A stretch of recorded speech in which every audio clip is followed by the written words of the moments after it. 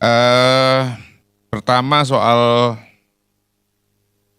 Mas Adi ya. Kalau saya sudah ada pada tahun 45 dan melakukan survei, saya yakin waktu itu mayoritas rakyat Indonesia mau merdeka.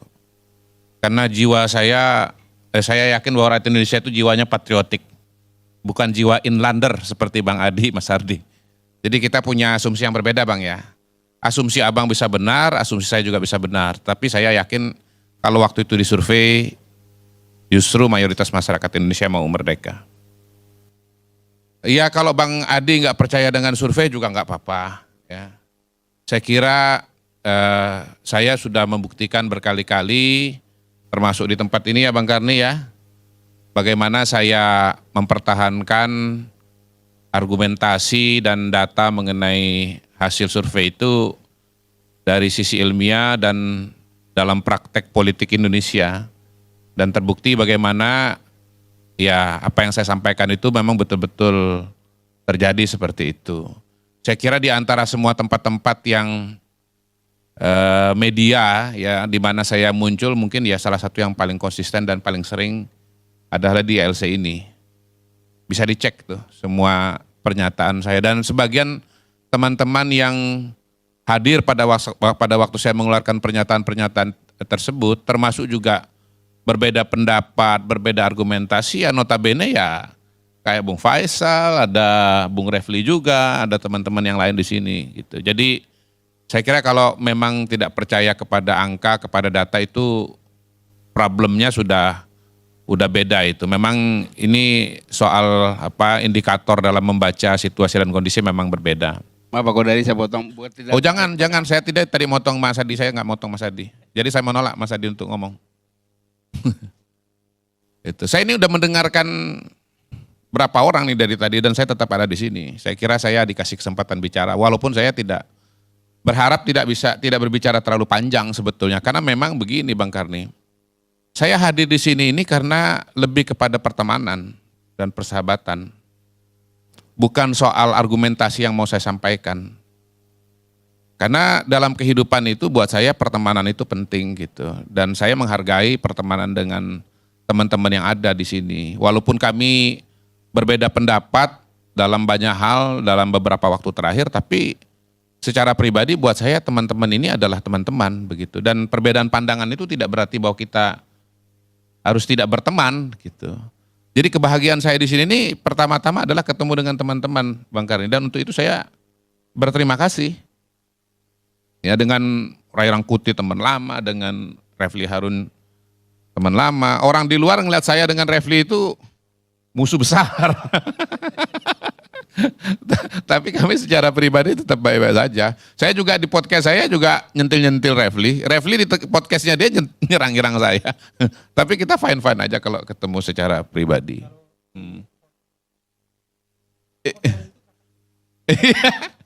Karena saya tahu juga kalau Refli nyebut nama saya itu viewersnya jadi banyak gitu. Oh iya, karena banyak haters kepada Kodari dari pihak-pihak yang punya pikiran yang berbeda dengan Kodari. Sebaliknya saya juga sering menyebut Refli karena saya tahu kalau saya nyebut nama Refli, viewers saya juga akan naik gitu. Jadi kami ini sebetulnya saling tolong menolong dengan cara kami masing-masing gitu. Surat tugas, tapi itu kan kata Ray kan nggak bisa dikonfirmasi gitu. Yang saya bisa konfirmasi adalah bahwa kalau Ray nyebut nama saya itu nanti viewersnya jadi naik, demikian pula sebaliknya. Gitu.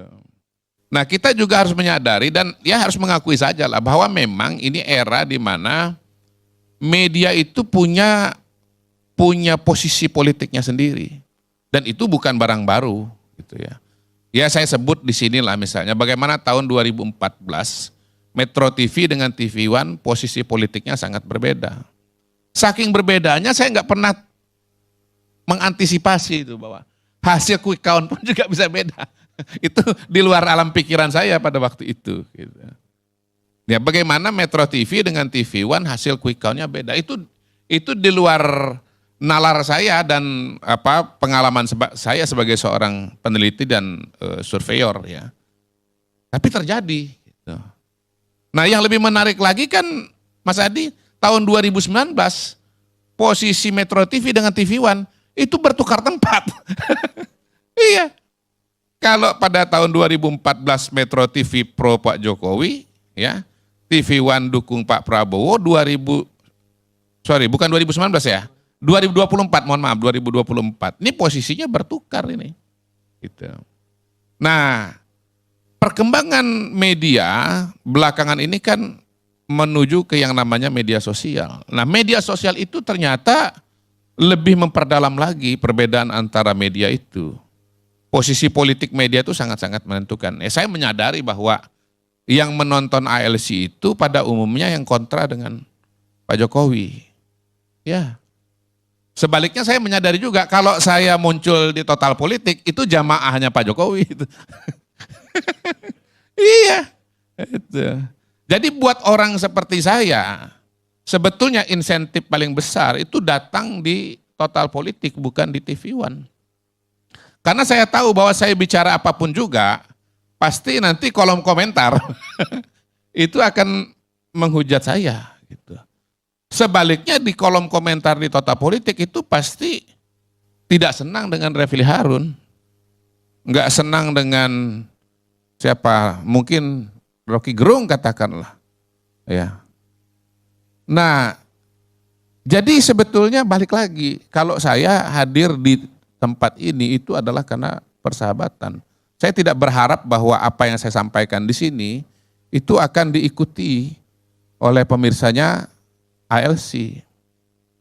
Beberapa waktu yang lalu saya nonton tuh ahli neuroscience ya, neuroscience. Dia bilang begini, kenapa orang itu susah sekali mengubah pendapat atau pikirannya? Karena dalam diri manusia itu berlaku dua mekanisme bias. Yang pertama itu confirmation bias, yang kedua itu anchor bias. Confirmation bias itu adalah bias di mana orang punya kecenderungan untuk menyeleksi informasi dan pandangan yang sesuai dengan pandangan pribadinya yang sudah ada. Gitu. Jadi kalau yang berbeda itu dia tolak. Nah, kalau anchor bias agak sulit untuk mengubah pandangan-pandangan atau agak sulit menerima pandangan-pandangan yang berbeda dengan pandangan yang di awal yang jadi anchor. Kenapa? Karena anchor itu berkaitan dengan konsep dirinya. Contoh konsep dirinya adalah, contoh nih ya barusan misalnya tadi. Kalau mendukung Jokowi itu orang nggak baik. Yang nggak suka dengan Jokowi orang baik. Itu contoh dari anchor bias itu. Gitu. Jadi memang sulit untuk mengubah posisi dan karena itu memang jauh lebih mudah untuk berbicara di media yang netral atau memang media di mana kita punya pemikiran dan alam yang sama. Iya. Hah? Iya, dalam konteks pro kontra mengenai Jokowi, itu jangan ditanyakan lagi. Ya, karena pernyataan dari teman-teman sini sudah mengatakan, ini dari 6 narasumber, ini 5:1. Hah? Kita udah 3-3. Iya. Sylvester kita undang. Ade Armando kita undang. Iya bang, saya paham bang, saya paham. Saya tidak menyalahkan ALC. Gak nyambung. Saya tidak menyalahkan ALC, ya. Tapi pemirsa juga harus tahu. Saya ini sedang menjelaskan kepada pemirsa, ini bukan salahnya ALC. Ya, saya itu beda mungkin dengan yang lain. Saya nggak datang itu pasti gara-gara karena saya sedang sibuk atau mengerjakan hal yang lain, gitu. Ya, apapun temanya saya pasti akan datang kalau itu memang memungkinkan. Tapi sikap seperti saya itu kan tidak bisa diharapkan akan dilakukan oleh narasumber yang lain, gitu. Narasumber yang lain mungkin begitu lihat medannya, ya kan? Ini sudah lihat, ini ibaratnya Liverpool, ini Manchester City datang ke Old Trafford, ya, wah ini Old Trafford gua nggak usah datang, gitu loh, gitu bang. Nah, jadi apa ya? Kalau saya tidak heran bahwa kemudian teman-teman punya pikiran atau pandangan dan sikap-sikap yang kemudian ya saya dengarkan saja dari tadi itu, gitu. Nah sekarang mengenai tema ya Bang Karni ya, tema ya. Pak Jokowi menghitung hari, nggak ada problem dengan judul itu. Memang faktanya begitu kok, ya kan? Faktanya begitu. Tetapi merupakan sebuah fakta juga bahwa pada hari ini mayoritas masyarakat Indonesia itu puas atau senang dengan Pak Jokowi. Kalau surveinya indikator 75%. Ya. Ini bukan buat saya ini bukan jawaban terhadap kritik kepada Pak Jokowi. Enggak, itu dua hal yang berbeda. Kritik jalan terus, tetapi bahwa kemudian mayoritas masyarakat puas atau senang kepada Pak Jokowi itu juga adalah realita yang lain gitu Bang. Realita bahwa mayoritas masyarakat Indonesia senang dengan Pak Jokowi tidak menutup ruang, tidak menghapus kritik-kritik yang ada. Tapi kritik-kritik yang ada itu mungkin ya, kemungkinan ya, dan saya yakin itu tidak diterima dan alam pikirannya itu berbeda dengan yang 75%. Kritik itu akan resonansinya kuat terjadi kepada yang 25% yang tidak puas. Itu. Nah, di ruangan ini saya adalah minoritas. Tetapi di luar sana saya adalah mayoritas. Karena saya adalah orang yang puas kepada Pak Jokowi, senang kepada Pak Jokowi. Dengan segala argumentasinya. Nah, kalau teman-teman misalnya bisa mengatakan ada 1000 kesalahan Pak Jokowi, ya saya juga bisa membacakan 1000 prestasinya Pak Jokowi. Oh bisa, ya 366.000 kilometer jalan desa. Rakyat di desa senang nggak? Senang. Tadi jalannya jelek, sekarang jalannya jadi bagus. Saya ini anak dari desa, anak dari kampung, anak dari daerah. Ya, saya tahu persis bagaimana kalau jalan itu nggak ada susah. Kalau jalan ada itu bagus. Masa kecil saya di Palangkaraya, depan rumah saya hutan. Ya, sampai sekarang Palangkaraya itu masih banyak hutan. Ya, saya tahu bagaimana susahnya tinggal di hutan. 1,9 juta meter jembatan desa, 1,1 juta hektar jaringan irigasi baru, 6.000 kilometer jalan nasional, 43 bendungan, 2.700 kilometer jalan tol baru, 50 pelabuhan dan bandara baru yang mungkin sebagian itu ya dinikmati juga oleh Bang Faisal kalau bepergian, ya, oleh Bang Adi Masardi yang suka jalan-jalan. Kalau Ray kayaknya memang kurang jalan-jalan. Tadi cerita beliau sendiri. Iya. Tingkat kemiskinan nasional menurun dari 11% jadi 9%. Kemiskinan ekstrim turun dari 6% jadi 0,8%. Ya. Indeks pembangunan manusia naik dari 68 ke 74.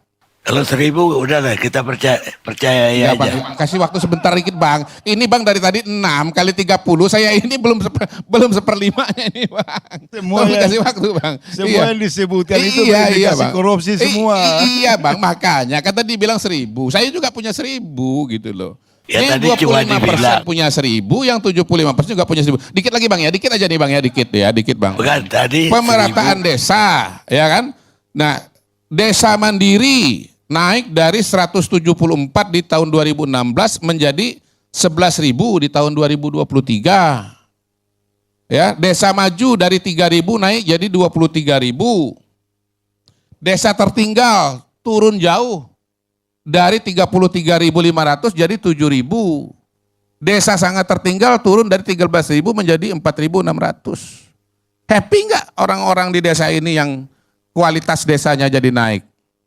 Yang status desa tertinggalnya jadi turun. Happy Pak. Ya saya percaya. Iya. Jadi ya bahwasanya teman-teman punya alam pikiran mengatakan bahwa Jokowi ini nggak bagus, ini yang terburuk. Itu kan alam pikiran teman-teman yang memang punya posisi politik atau evaluasi politik yang memang negatif kepada Pak Jokowi.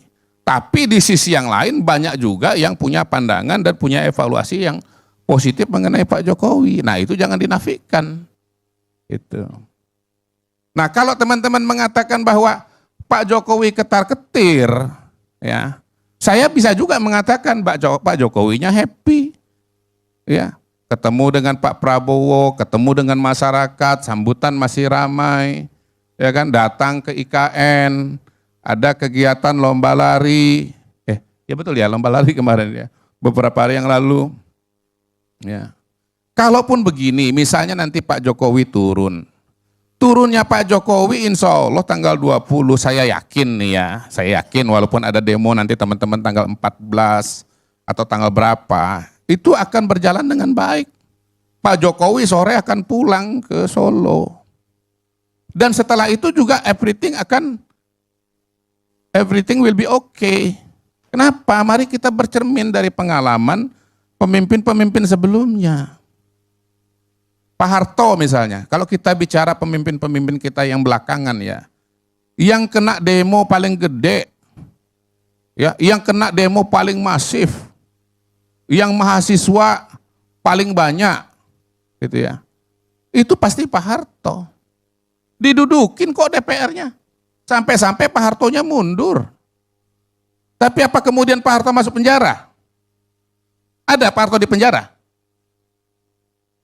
Enggak ada. Sampai beliau meninggal. Iya, tapi kan seret ke pengadilan. Tadi kan kalimatnya dari teman-teman kan seret pengadilan. Sekarang Pak Harto pernah nggak masuk ke pengadilan? Iya, saya mau faktor usia, mau faktor tuyul, mau faktor kadal. Ya. Pada hari ini faktanya tidak ada Pak Harto yang katanya dijatuhkan atau ditumbang. Masuk ke dalam penjara. Jangankan masuk penjara, masuk pengadilan pun tidak. Ya, itu demo semua mahasiswa loh, bukan cuman BEM SI loh ya. Ya sekarang ini kan BEM juga macam-macam juga. Ada BEM SI, ada BEM Nusantara, BEM itulah, BEM Onolah. Gitu. Gus Dur, betapa banyak demo yang terjadi pada masa Gus Dur. Ya, banyak sekali demo pada masa Gus Dur. Yang membuat kemudian Gus Dur itu turun. Gus Dur juga konfrontasi luar biasa dengan partai politik, dengan semua partai politik. Menteri dipecatin tiap hari. Bukan gak ada masalah hukum, Bung Rey, ada kasus Bulog Gate. Tetapi setelah Gus Dur turun berhenti, ya dari presiden, ada nggak proses hukum kepada Gus Dur? Ada nggak Gus Dur masuk ke dalam pengadilan? Ada nggak Gus Dur masuk kena kasus pidana? Nggak ada. Sekarang Pak Jokowi ada nggak konfrontasi dengan partai politik? Nggak ada. Satu-satunya partai politik pada hari ini yang berbeda sikap dengan Pak Jokowi cuman PDI Perjuangan. Dan yang terpilih sebagai presiden adalah partnernya Pak Jokowi, yaitu Pak Prabowo. Nah, kalau saya melihat Pak Prabowo menggandeng PDI Perjuangan, kalau misalnya nanti PDI Perjuangan masuk dalam pemerintahan, justru itu malah makin jagain Pak Jokowi. Bukan kemudian karena dia ketemu dengan Bu Mega lalu meninggalkan Pak Jokowi, enggak. Kalau Pak Prabowo itu meninggalkan Ibu Mega kawan-kawan, itu Prabowo ketemu Mega udah lama banget. Udah dari dulu-dulu. Kenapa belum ketemu sampai sekarang? Karena Pak Prabowo nggak mau ninggalin Pak Jokowi. Pada hari ini kalau terjadi pertemuan Prabowo dengan Mega, bukan Prabowo yang berubah, Megawatinya yang berubah. Ini lantang nih saya katakan, Megawatinya yang berubah. Mega yang kemudian realistis. Mari kita bahwa situasi Pak Rey, saya tadi tidak menghentikan Pak Rey bicara. Ya, ini mempertegas dulu. Jadi rencana pertemuan ini ya, menurut Kodari diminta dan diinisiasi oleh Ibu Mega, bukan oleh Prabowo. Saya nggak usah jawab itu, silakan diinterpretasikan ya. Saya tidak mengatakan siapa yang menginginkan dan memulai. Saya cuma mengatakan ya, kalau nanti pun terjadi yang menyesuaikan diri itu Ibu Mega, bukan Pak Prabowo. Gitu ya. Alasannya apa? Ya kadang-kadang saya jelaskan, sebagian saya nggak jelaskan. Kalau Anda nggak ngerti ya salah Anda sendiri. Ya. Jadi pada hari ini dari mana ceritanya Pak Jokowi itu akan masuk penjara? Nggak ada ceritanya. Dari mana judulnya? Secara politik, iya belum bang, belum. Ini saya lagi ceritakan ini bang. Ini bang nih. Saya ini sendiri nih bang dibandingkan 5 ini bang, gitu. Ya. Jadi jatah saya ini sebetulnya 3 orang ini ngomong. Saya jujur agak terganggu dengan pernyataan saya sendiri banding 5. Sebab begini Bung Kodari, dari awal saya sudah menanyakan, Mengapa komposisi ini terjadi seperti ini? Faktanya kan memang saya Iya, sendiri. tetapi kalau Anda Chief, mengulang... gini loh Chief, Kalau Chief, Anda faktanya mengulang-ulang adalah dari 5 pembicara, ya Itu saya betul. cuma dari 6 pembicara saya cuma Tapi kalau sendiri. Anda mengulang-ulang itu seolah-olah Pak Karni Ilyas Enggak, saya enggak. Gini, Oleh saya karena cuma itu minta cukup, waktu enggak usah dikasih diulang. bicara lebih banyak. Setuju, Jangan diberhentikan tapi jangan dulu. tiba-tiba buat framing dong.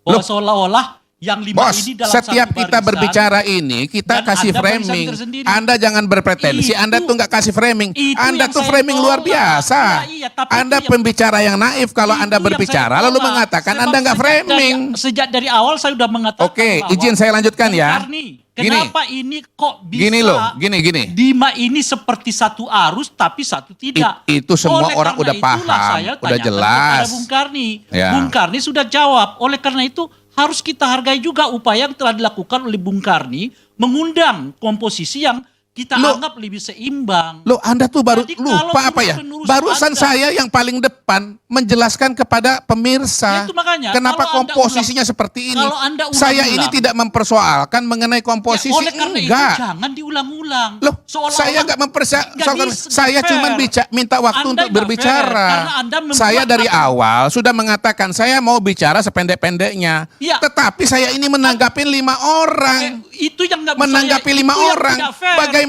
Anda Tiba-tiba mengharapkan Anda saya mengakumulasi untuk menanggapi ini. 5 orang seolah-olah saya menanggapi 2 Itu orang. yang saya anggap tidak fair. Bagaimana Anda yang nggak fair kepada saya. Anda bagaimana Saya mengakumulasi? menanggapi 5 orang. Saya berbicara- Anda harapkan saya menghadapi 2 berbicara orang atas nama saja. diri Anda saya. yang nggak fair. Silakan Saya berbicara pemirsa. atas nama diri saya. Faisal Assegaf berbicara atas nama diri Oke, dia. stop ya. Bagaimana Anda Stop, mengakumulasi saya lanjutkan. 5 ini menjadi Stop, satu saya lanjutkan. kesatuan? Stop, saya Tidak lanjutkan. benar. Bang Bahwa Karni, saya pikiran lanjutkan. Saya beririsan dengan Saya pikiran lanjutkan. Faisal Assegaf, beririsan dengan pikirnya Refli Harun, itu hal lain.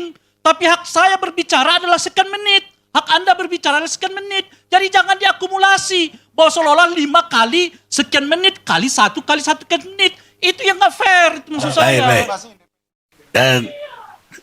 Dan saya Ya, kira gini ya. dilanjutkan, Saya lanjutkan, tapi Bang, ya. memang jangan 5 kali semua orang itu. Iya Bang, iya Bang. Saya lanjutin Bang ya. Ini karena ada masalah. Saya mau tambah dulu. Saya mesti klarifikasi. Karena setiap kali Bung Hodori masuk di sini, seolah-olah dia sendiri dan kemudian bajir-bajir nyabuli kita di luar. Itu juga curang. Jadi Anda bicara saja pendapat terakhir Anda soal rejim Jokowi ini. Kita tadi kan bilang kita undang rekonsiliasi. Oke, ya lanjut Baik, ya. baik. Jadi gini, Pak Jokowi akan menyelesaikan masa jabatannya, itu benar, ya, nggak salah. Saya nggak bantah itu. Tapi bahwa Pak Jokowi ini akan berakhir dengan baik, insya Allah. Ya, lepas nanti ada demo, ada pro kontra dan seterusnya. Itu satu. Ya. 2, mengenai Gibran. Siapa yang ngomong tadi? Dokter Tifa ya? Dia bilang apa? Gibran? Sakit juga. Gak apa tadi? Apa dia sebut berapa ciri-ciri apa tadi? Yang diwawancara oleh Refli itu? Iya namanya orang lupa. Ya. Oke, satu apa? Lupa juga. Schizophrenia 2. Ya. Oke, jadi dari Dokter Tifa itu pernah nggak periksa ini Bang ya, secara medis Gibran? Saya hakul yakin jawabannya enggak.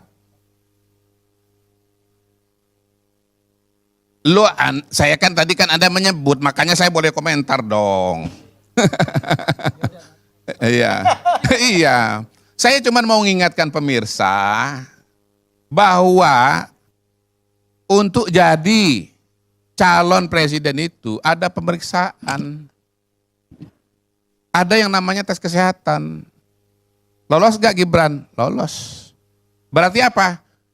Sehat atau sakit? Sehat. Sehat. Nah, kalau kita nggak percaya kepada proses yang terjadi dan dokter-dokter yang ditunjuk untuk memeriksa, dan lebih percaya kepada Tifa, ya balik lagi tadi yang saya bilang itu. Confirmation bias, anchor bias. Nah itu saya nggak mau panjang-panjang. Sekarang Mas Gibran itu ya mau gagal jadi wakil presiden itu dari mana pintunya? PT UN. Oke, kalau PT UN saya katakan pertama begini nih penilaian saya ya. Gugatan itu akan ditolak. Satu, secara legal standing tidak tepat. Karena yang mengajukan PDI Perjuangan. Sementara ya yang berhak menurut undang-undang yang menjadi calon itu adalah pasangan. Yang punya legal standing adalah pasangan. Yang kedua, apa itu? Petitumnya menolak apa? Mengatakan KPU harusnya menolak pendaftaran, menolak hasil tes kesehatan, menolak penetapan, kemudian menolak apalagi pengundian nomor urut. Semua proses itu harusnya dilalui di Bawaslu. Sudah lewat. Yang ketiga, ya semua persengketaan mengenai pemilu itu harus bersifat final dan mengikat di Mahkamah Konstitusi. Mahkamah Konstitusi sudah ketok palu, sudah ambil keputusan. Nggak bisa dibatalkan oleh PT UN. Nah mengenai kasus yang sekarang, kata Bang Refli ya, sekarang kasus hukumnya mana? Fufu Fafa itu mana kasus hukumnya? Per hari ini saya lihat nggak ada kasus hukumnya Fufu Fafa. Nah kalau memang kasus hukumnya nggak ada, maka tidak ada alasan untuk mengatakan pelantikan itu harus ditunda. Lebih daripada itu saya mau tambahkan, yang memilih Gibran sebagai wakil itu, satu Pak Prabowo, dua partai-partai koalisi. Ya. Jadi Pak Prabowo berkepentingan dengan Gibran, berkepentingan. Partai-partai politik berkepentingan nggak dengan Gibran? Berkepentingan. Lebih jauh daripada itu, ya Pak Prabowo ini mau segera dilantik. Kalau ada instabilitas, ada masalah, apakah itu tidak mengganggu bagi Pak Prabowo? Cara kita melihat jangan cuma dari kacamata kita, lihat juga dari kacamata Pak Prabowo. Saya hakul yakin bahwa Pak Prabowo dan timnya ingin proses pelantikan yang tinggal menghitung hari ini, ya, ingin agar itu berjalan dengan baik dan lancar. Ya, ingin sekali supaya berjalan baik dan lancar. Dan proses-proses yang kontra itu akan membuat pelantikan yang lancar itu akan terkendala. Which is yang sudah so far so good. Pada hari ini Pak Prabowo itu konsentrasinya kemana? Nggak mikirin Fufu Fafa. Ya, paling nggak Pak Dasko udah ngatakan itu bukan hal penting, nggak dipikirin. Yang jadi concern Pak Prabowo sekarang ini apa? Susunan kabinet, nama-nama menteri, nomenklatur kelembagaan. Itu yang jadi isi kepalanya Pak Prabowo. Bukan soal-soal yang tadi banyak disebut, apalagi ya tidak melantik, ya tidak membawa Gibran untuk dilantik sebagai calon wakil presiden. Demikian Bang, terima kasih. Baik.